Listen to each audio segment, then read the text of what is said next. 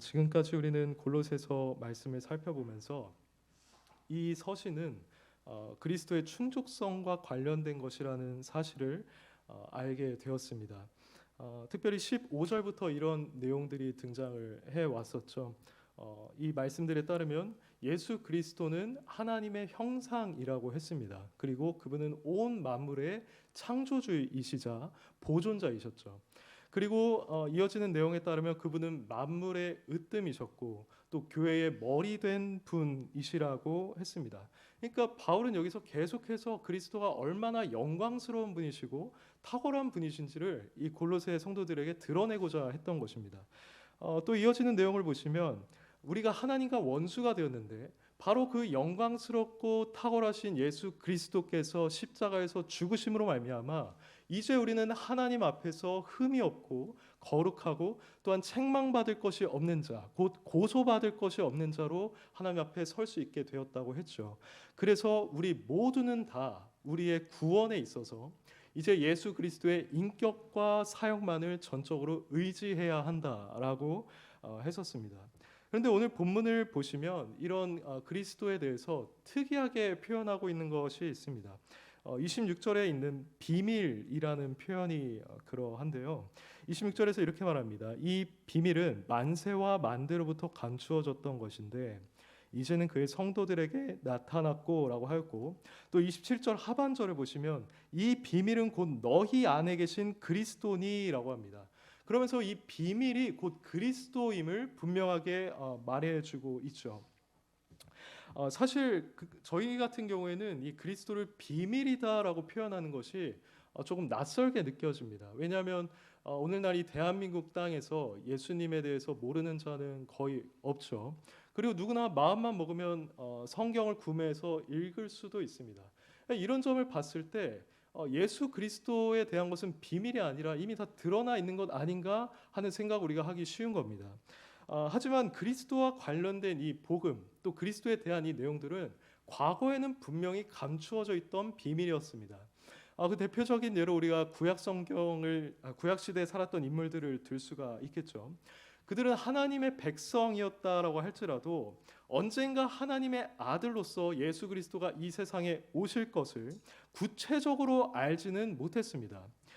물론 여러 율법 가운데 예수 그리스도를 예표하는 내용들이 있었고, 또 하나님과 족장들과 언약을 맺으실 때, 그리고 선지자들을 통해서 말씀을 전하실 때 그리스도의 인격과 사역에 대해서 어느 정도 암시하셨던 부분은 있습니다. 하지만 구약 시대 사람들은 여전히 구약 안에 있었기 때문에 메시아이신 예수 그리스도에 대해서 완벽하게 이해할 수는 없었습니다. 실로 이런 점에서 그들에게 있어서 그리스도는 감추어져 있었고 비밀로서 남아 있었다고 우리가 볼 수 있겠죠. 그래서 나중에 예수님이 이 세상에 오셨을 때 자신의 제자들에게 이렇게 말씀하셨습니다. 너희가 보는 것을 보는 눈은 복이 있도다라고 했습니다. 그러면서 이어서 하신 말씀이 많은 선지자와 임금이 너희가 보는 바를 보고자 하였으되 보지 못하였으며 너희가 듣는 바를 듣고자 하였으되 듣지 못하였느니라고 말씀을 하셨습니다. 이처럼 비밀이셨던 그리스도는 그분이 신약 시대에 직접 오심으로써 밝히 드러나게 되었습니다. 그리고 그의 제자들인 사도들과 또 사도를 계승했던 여러 선교사들을 통해서 온 세계에 이 비밀이신 그리스도가 전파되었죠. 우리나라도 마찬가지입니다. 언더우드나 아펜젤러 같은 그런 선교사들을 통해서 우리나라에도 이 복음이 들어오게 되었고, 이것은 실로 우리가 하나님 앞에서 은혜라고 인정할 수밖에 없습니다. 왜냐하면 우리 역시도 다른 미전도 종족들처럼 여전히 복음에 대해서 한 번도 들어보지 못한 채로 남아있을 수 있었기 때문입니다. 그래서 이 자체만으로도 하나님의 은혜인 것을 우리가 인정해야 하는데요. 사실 이 자리에 모여있는 우리는 보다 더 큰 은혜를 받은 자들이라고 할 수 있습니다. 왜냐하면 이 비밀, 곧 그리스도에 대한 복음은 누구나 듣는다고 해서, 그 복음을 접한다고 해서 다 깨닫게 되는 것이 아니고 오직 하나님의 택함을 받은 자들만이 성령님의 역사를 통해서 깨닫게 되는 것이기 때문입니다. 택함을 받지 못하고 성령으로 거듭나지 못한 자들에게 있어서 아무리 복음을 갖다 대봐야 그것은 그들에게 미련한 것으로 여겨지고 거리끼는 것으로 여겨질 뿐입니다. 반면에 하나님께서는 택자들에게 예수 그리스도의 얼굴에 있는 하나님의 영광을 아는 빛을 비추어 주셔서 그 복음의 진리, 곧 그리스도에 대해서 그 비밀에 대해서 깨닫게 해 주십니다. 그래서 복음을 받아들이게 해 주시죠. 그러므로 우리가 현재 그리스도를 믿는 자들로서 이 자리에 모여 있다면 우리는 엄청난 은혜를 받은 자들이라고 할 수 있습니다. 에베소서 1장 9절엔 이런 말씀이 있습니다. 그 뜻의 비밀을 우리에게 알리셨다고 합니다. 이것처럼 하나님께서는 여러분 각 개인에게 역사하셔서 여러분으로 하여금 비밀이신 그리스도를 깨닫게 해주셨습니다. 다른 사람들에게 있어서 예수님이라는 존재는 한 유대인 또는 성인 중에 한 명 정도로 여겨지지만 여러분에게 있어서 이제 예수님은 그런 분에 그치지 않습니다. 오히려 하나님의 아들로 믿어지게 되고 만유의 구세주로 믿어지게 되고 만왕의 왕이요 만주의 주로 우리가 그분을 받아들이게 된 것입니다. 이것은 다 하나님의 은혜였습니다. 우리가 보통 비밀을 가지고 있을 때, 아주 소중한 비밀을 가지고 있을 때 이것을 아무에게나 알려주지 않죠. 결코 우리는 그렇게 하지 않습니다. 오히려 우리는 아주 소중한 사람에게 또는 이 비밀을 알기에 합당한 사람에게 그 비밀에 대해서 전해줍니다. 마찬가지로 여러분들도 하나님께서 택하신 존재들이기 때문에 하나님이 그 비밀을 여러분에게 알려주신 겁니다. 여러분이 그만큼 소중한 존재로 여겨졌다는 것이죠. 이처럼 우리는 하나님의 특별한 은혜를 입어서 구원받은 하나님의 백성들이 되었습니다. 그런데 하나님께서는 우리를 그렇게 구원하신 뒤에 천국으로 데려가지 않으시고 이 땅에 남겨두셨습니다. 그 이유는 디도서 2장 14절에 나와 있는데요. 그가 우리를 대신하여 자신을 주심은 모든 불법에서 우리를 속량하시고 우리를 깨끗하게 하사 선한 일을 열심히 하는 자기 백성이 되게 하려 하심이라고 나와 있습니다. 그러니까 예수 그리스도를 우리가 믿게 하시고 구원받은 백성이 되게 하신 이유는 선한 일을 열심히 하는 자기 백성이 되게 하기 위함이셨다는 것이죠. 그래서 실제로 에베소서 2장 10절 같은 말씀도 보면은 우리가 그리스도 안에서 새로 지음을 받았는데 그렇게 지음을 받은 이유가 다름 아닌 선한 일을 위해서다라고 합니다. 그래서 예수님도 공생애 때 강조하셨던 것이 너희가 착한 행실을 해서 그 착한 행실을 통해 이방인들이 하나님께 영광을 돌리게 하라라고 하셨죠. 그런 점에서 우리가 구원받고 이 세상에서 살아가고 있는 주된 목적은 다름 아닌 우리가 선한 행실을 하는 것에 있다고 할 수 있을 겁니다. 그런데 한편으로 우리가 교회라는 이 공동체로 부름받은 존재임도 기억해야 합니다. 예수님을 믿는 자는 누구나 이 교회로 부름을 받은 자들입니다. 그 부름을 받은 자는 이제 몸의 한 지체가 됩니다. 그리고 하나님께서는 우리 몸의 눈과 코의 입의 기능이 다 다르듯이 각 지체마다 고유한 은사를 주셨는데 그들이 각자의 은사를 가지고 특별한 사역을 감당하면서 그런 식으로 주님의 몸이 세워지는 것을 기뻐하셨습니다. 이걸 에베소서 4장 16절에서 잘 말해주죠. 그에게서 온몸이 각 마디를 통하여 도움을 받음으로 연결되고 결합되어 각 지체의 분량대로 역사하여 그 몸을 자라게 하며 사랑 안에서 스스로 세우느니라고 했습니다. 여기서 각 지체 분량대로 역사하여라는 말은 다른 번역본을 보면 각 지체가 그 맡은 분량대로 활동함을 따라서 라고도 할 수 있고 쉬운 성경 같은 경우는 각자 맡은 일을 잘 해내도록 하십시오 라고 번역을 했습니다. 그러니까 각 지체, 여기 계신 여러분들 한 명 한 명이 자신에게 주어진 은사를 따라서 또 이 교회에서 어떤 영역에 있어서 섬김으로써 이 몸된 교회가 건강하고 튼튼하게 세워지는 것이 하나님의 방법이라는 것입니다. 그러므로 우리가 그리스도의 비밀을 깨달은 자들로서 이 세상에서 존재할 때 우리는 선한 행실을 하는데도 힘써야 하겠지만 우리가 지체로서 이 주님의 몸된 교회에 속해 있음을 기억하면서 이 교회 안에서 내가 하는 역할을 하면서 섬기는 것도 중요하게 여겨야 한다는 것입니다. 이런 점에서 저 같은 사역자나 여러분이나 결국에는 다 교회의 일꾼이라고 말을 할 수가 있겠죠. 우리 모두는 이러한 자신의 정체성을 기억해야 합니다. 오늘날 많은 사람들이 교회를 다니고는 있지만 섬기기를 싫어하는 경향이 있습니다. 그들은 그냥 주일 같은 경우에 예배만 드리고 돌아가기를 원합니다. 또는 예배를 드리고 교제도 하고 적극적으로 이런저런 일에 함께 한다고 해도 내가 주일에 교회까지 와서 또 일을 해야 하나라고 하면서 무언가를 섬기는 일에 거부감을 표하는 경우들이 있습니다. 물론 그런 마음은 어느 정도 이해가 되지만 그런 분들은 사실 교회의 본질이 무엇인지에 대해서 한 번 더 생각해 볼 필요가 있습니다. 제가 벨직 신앙고백서 교회론에 대해서 말씀드리기도 했었지만 이 교회라는 공동체는 누군가의 어떤 종교적인 필요를 만족시키기 위해 서비스를 제공해주는 그런 기관이 아닙니다. 또는 뭔가 관심사가 같아서 그런 사람들끼리 모여서 함께 교제하고 친교를 누리고 또 힐링하고 돌아가는 그런 동호회도 아닙니다. 그보다 이 교회라는 것은 하나님께서 부르신 거룩한 회중들의 모임이고 또 앞서 말씀드린 것처럼 그리스도의 몸입니다. 그래서 그런 몸으로 우리가 부름을 받아서 이 자리에 존재하고 있다면 섬기기를 싫어하는 것이 아니라 오히려 내가 해야 할 역할이 있다는 사실을 기억하면서 어떤 영역에서라도 섬기면서 주님의 몸된 교회를 세워가야 한다는 것이죠. 그래서 우리는 큰 일이든 작은 일이든 교회에서 할 수 있는 역할을 담당하고 실천하는 교회 일꾼들이 되어야만 합니다. 그리고 오늘 25절에서 말하고 있는 것처럼 바울은 자신이 했던 그 모든 일이 하나님께서 자신에게 주신 직분이라고 했는데 우리 또한 우리가 하는 일이 하나님께서 나에게 맡겨주신 사명이라고 여겨야만 할 것입니다. 실제로 여기 있는 성도님들 가운데는 직분자도 있고 또 남녀전도의 임원도 계시고 찬양대 리더도 있습니다. 그리고 리딩 지저스 조장으로 섬기는 분들도 계시죠. 또는 방송팀이나 식사 준비 아니면 안내, 청소, 반주 등을 담당하고 계신 분들도 있습니다. 저는 강도사로서 교회를 섬기고 있습니다. 혹 여러분들이 지금 뭔가를 섬기고 있지 않다 하더라도 여러분들은 기회가 되면 언젠가 이 교회를 섬기는 교회의 일꾼들이 될 것입니다.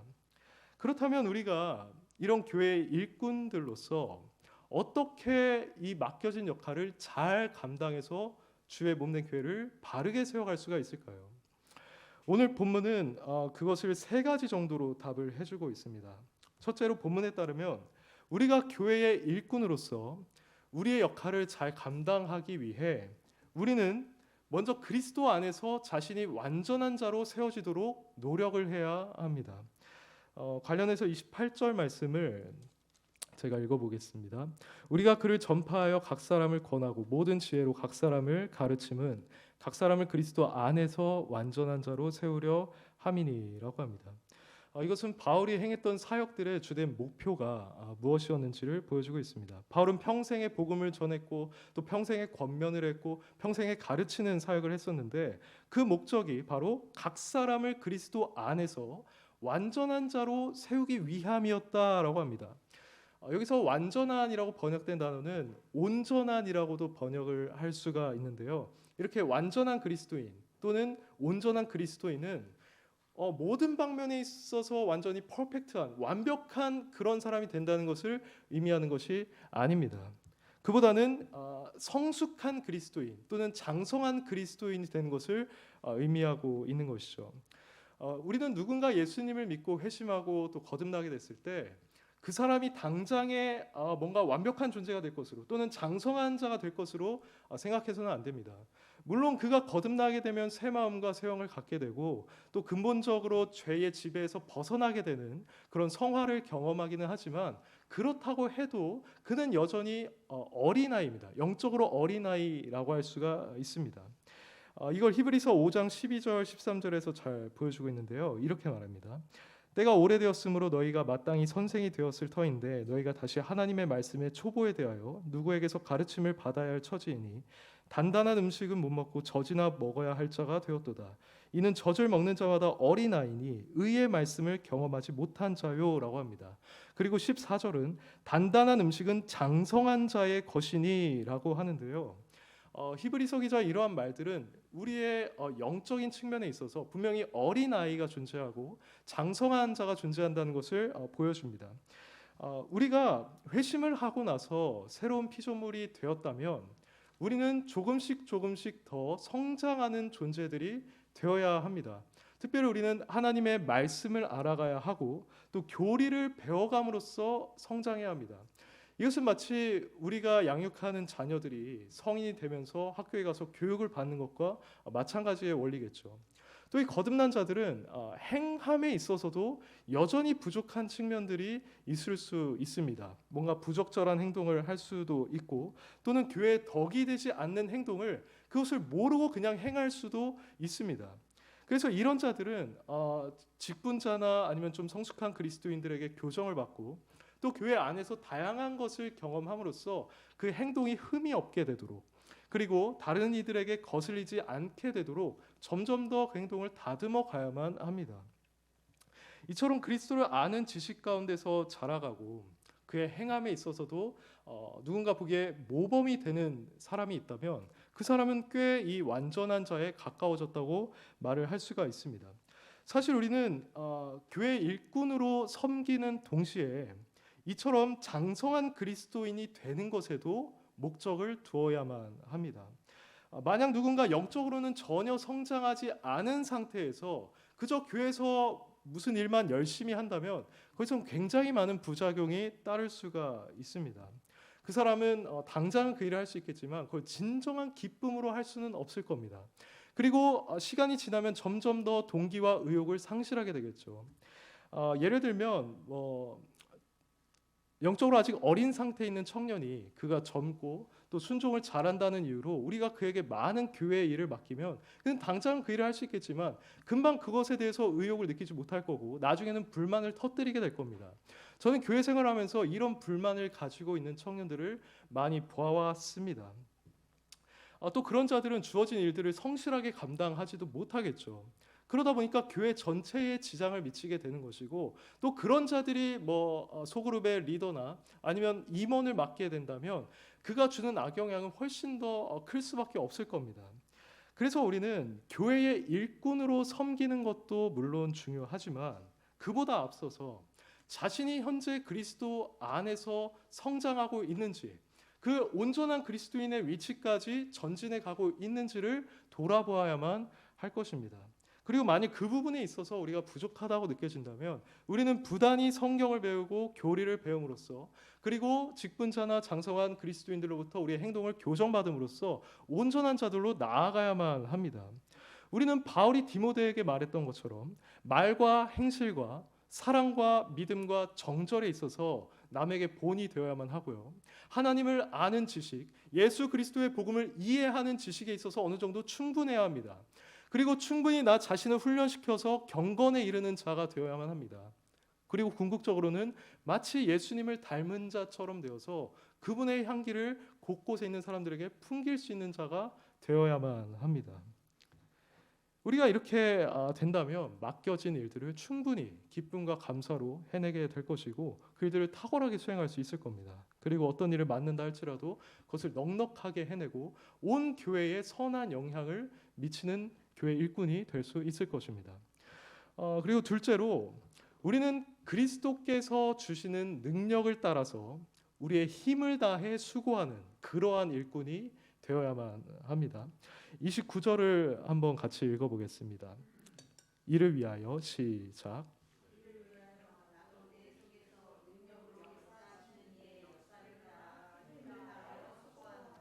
네, 여기서 바울은 내 속에서 능력으로 역사하시는 이의 역사를 따라라고 하는데요. 이것도 좀 이해하기가 어렵습니다. 그래서 다른 번역본을 보면 내 속에서 능력으로 작용하는 그분의 활력을 따라라고도 할 수 있고, 내 안에서 능력으로 활동하시는 분의 역사를 따라라고 할 수도 있습니다. 어떤 번역이 되었든 이 말이 말해주고 있는 것은 분명합니다. 그것은 바울 안에 어떤 존재가 있는데 그 존재가 바울 안에서 역사함으로써 바울에게 능력을 주었다는 겁니다. 그러면 이 존재는 바로 어떤 존재일까요? 그분은 바로 예수 그리스도입니다. 앞서 우리가 비밀에 대해서 언급을 했는데요. 27절 하반절에서 말하는 것처럼 그 비밀은 곧 그리스도이십니다. 근데 여기서 주목할 표현은 이 비밀은 곧 너희 안에 계신 그리스도라는 표현입니다. 이것은 예수 그리스도를 믿는 자들 마음 안에 예수님께서 내주하신다는 사실을 분명하게 보여주고 있죠. 그래서 그 유명한 갈라디아서 2장 20절에서도 바울이 내가 사는 것이 아니요 오직 내 안에 그리스도께서 사시는 것이다 라고 하였습니다. 우리는 29절도 이런 맥락에서 이해해야 합니다. 바울 안에는 그리스도께서 거하고 계셨는데 그리스도께서는 그 안에 거하고 계시면서 무언가를 역사하시면서 바울이 사명을 감당할 수 있는 능력을 전해 주셨습니다. 바울은 그 능력을 토대로 해서 이 모든 복음 사역을 감당할 수 있었던 것이죠. 근데 이와 비슷한 내용이 빌립보서 4장에도 나옵니다. 4장 11절부터 보시면 내가 궁핍함으로 말하는 것이 아니니라 어떠한 형편에든지 나는 자족하기를 배웠노니 나는 비천에 처할 줄도 알고 풍부에 처할 줄도 알아 모든 일 곧 배부름과 배고픔과 풍부와 궁핍에도 처할 줄 아는 일체의 비결을 배웠노라고 합니다. 바울은 예수님의 복음을 전하면서 수많은 고난을 당했었죠. 그 중에 하나는 다름 아닌 궁핍한 생활이었습니다. 매우 가난하게 살았다는 것이죠. 그래서 그는 여러 번 자지 못하고 줄이고 목마르고 여러 번 굶고 춥고 헐벗었다라고 고백했던 바 있습니다. 이처럼 궁핍함으로 인해서 어떤 인간의 근본적인 필요를 채우지 못하는 것은 아무리 바울이라고 할지라도 견디기가 쉽지 않았을 것입니다. 근데 이 내용을 보시면 그가 하는 말은 내가 어떠한 형편에 처하든지 나는 자족한다라고 했습니다. 그리고 이런 모든 상황에서 난 버틸 수 있는 일체의 비결을 배웠다라고 했습니다. 그러면 바울이 어떻게 그렇게 풍부에 처할 줄도 알고 비천에 처할 줄도 아는 일체의 비결을 배울 수가 있었을까요?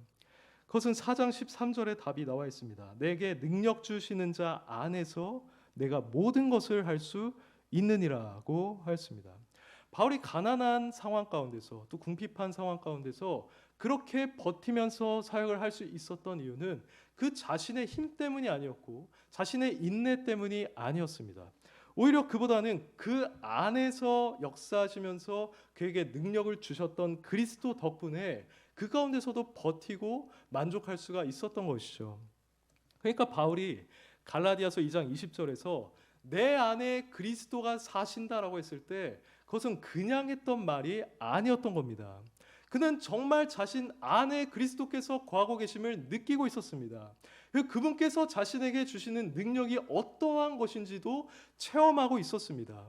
그러다 보니까 그는 다른 사람에게도 너희 안에 그리스도가 계신 줄을 너희 스스로 알지 못하느냐라고 확신을 가지고 말할 수 있었던 것이죠.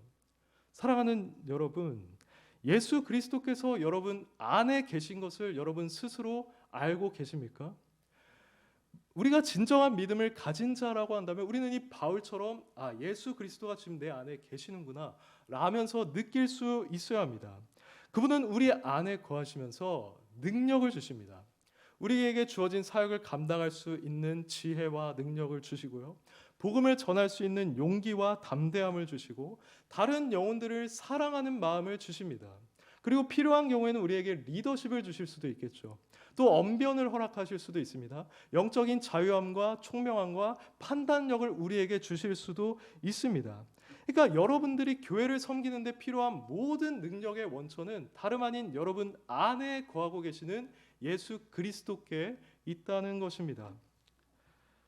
근데 이것과 관련해서 우리가 주의해야 할 두 가지 극단이 있습니다. 하나는 이 말씀 자체, 이 진리 자체를 아예 무시하고 나는 그냥 내 힘으로 교회를 섬길 거야. 내 힘만으로 또 내 지혜만으로 충분해 라고 하는 태도인 거고, 또 다른 극단은 그래 주님께서 내 안에서 역사하시고 나에게 능력을 주시니까 나는 그렇게 열심히 준비하지 않아도 되겠구나 라고 하는 겁니다. 하지만 이것은 둘 다 잘못된 태도입니다. 바울의 경우를 다시 한번 보면요, 이를 위하여 나도 내 속에서 능력으로 역사하시는 이의 역사를 따라 힘을 다하여 수고하노라고 했습니다. 여기서 힘을 다하여 수고하노라고 번역된 말은 경쟁하다 또는 싸우다라는 말입니다. 그래서 이 의미를 고려해서 이 문장을 해석을 하면 있는 힘을 다 쏟아서 기진맥진한 상태에 이르기까지 힘을 다해 수고한다라는 의미입니다. 바울은 그 둘 사이에서 완벽한 균형을 맞췄던 것이죠. 그는 자신 안에 역사하시는 그 그리스도의 능력을 의지하면서도 그 능력을 힘입어서 자신이 할 수 있는 최선을 다해 교회를 섬겼던 겁니다. 우리의 섬김도 바로 이뤄야 합니다. 우리는 기본적으로 우리 안에 교회를 섬길 수 있는 능력을 주시는 예수님을 의지해야겠죠. 근데 우리 안에 그 능력이 부족하다고 느껴지면 예수님께 간구해야 합니다. 우리가 정말 이걸 잘하고 싶은데 잘 되지 않습니다. 우리에게 능력을 주십시오 라고 하면서 간구해야 합니다. 우리 자신이 마치 요한복음 15장에 나오는 그 포도나무 비유처럼 내가 그분에게서 멀어지면 아무것도 할 수 없는 자라는 인식을 가지고 그분을 철저하게 붙들어야 합니다. 이 가운데서 우리가 어느 정도 위로를 받을 수 있는 것은 예수님께서 이 교회의 직분자들 그리고 여러분들과 같은 어떤 임무를 맡은 자들을 세우신 이유가 무엇인 겁니까? 그것은 그리스도께서 자신의 신부인 교회를 다스리고 유익을 주기 위함인 것입니다. 사실 우리가 생각하는 것보다 예수님은 교회를 훨씬 더 사랑하고 계시고 훨씬 더 우리보다 많은 관심을 교회에 갖고 계십니다. 그래서 그분이 우리 눈에 보이진 않지만 눈에 보이는 여러분들을 세우셔서 교회를 다스리고자 하셨던 것이죠.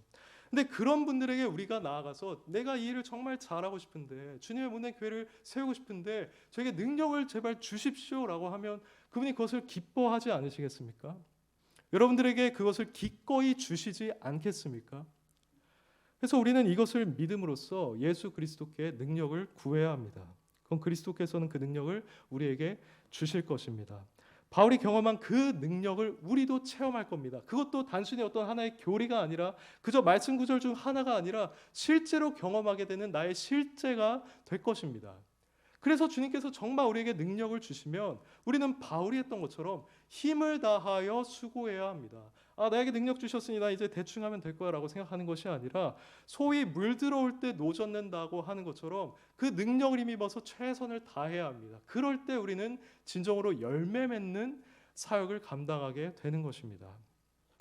여기까지가 두 번째 태도였고요. 마지막으로 우리는 기꺼이 그리스도의 남은 고난을 우리의 육체에 채우는 그런 일꾼들이 되어야만 합니다. 앞으로 가서 24절을 한번 읽어보겠습니다.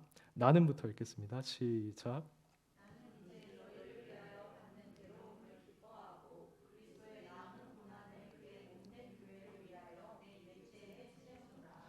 네, 앞서 말씀드린 것처럼 바울은 복음 전하는 과정에서 상당히 많은 고난을 겪었었죠. 심지어 이 골로새서를 작성하고 있는 때도 감옥에 있었던 때였기 때문에 그는 이미 고난 중에 있는 채로 이 말을 했던 겁니다.